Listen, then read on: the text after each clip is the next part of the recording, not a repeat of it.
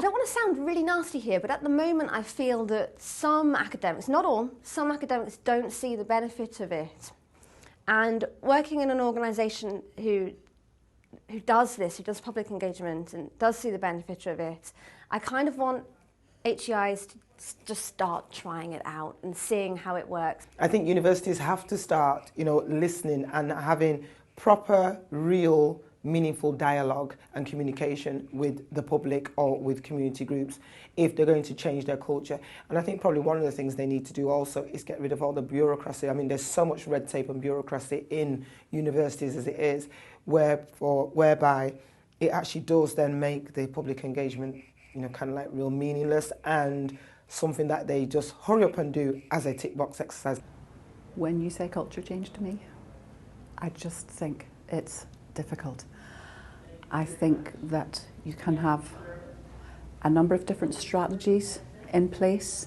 You can have processes. You can even have staff involved in doing some of these kinds of public engagement activities. But those different things in and of themselves are not enough to amount to an actual change in culture in the institution. It's tough. Culture change doesn't happen overnight. It can take years.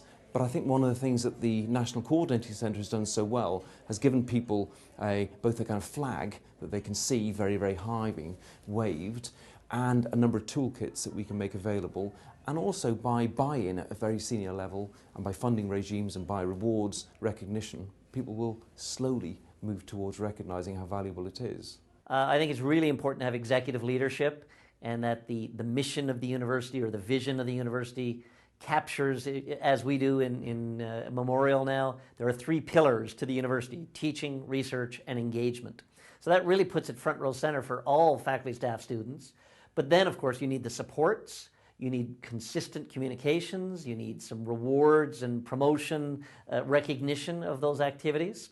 It helps to move the cheese. A little bit of money can make a big difference, and we have various applied research funds that enable new projects to be seeded. And I think as you get some initial successes and you run with the champions and you communicate the results, before you know it, lots of people are banging at the door wanting to join, and then it feeds on itself, and then you will see some long-term culture change. Well, it's not very long ago in the National Trust that people were saying, what is engagement? Tell me what I need to do, wanting almost a dictionary definition of it. And I think what's wonderful now is wherever I go in the National Trust, I see people coming up spontaneously with ideas about how to engage people, how to interest them in what we're doing, how to listen and actually have a dialogue in ways that are actually very original, very specific to that place often, and which are really exciting. So that, to me, is evidence of a culture change having embedded and really being part of how we do things. Crucially, I think to change the culture in universities, you need to get the people who are really active and care about engagement together, networked and empowered.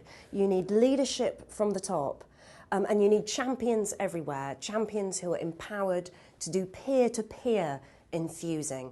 And the more you can give them evidence about the beneficial impact it's having on them, on their research, and also on the communities, the better chance you have. The single biggest culture change for universities, I think, is to persistently turn around and look outwards. Universities are embattled by many of the current changes to the system, but it's about what universities can do for society, not about what society can do for universities.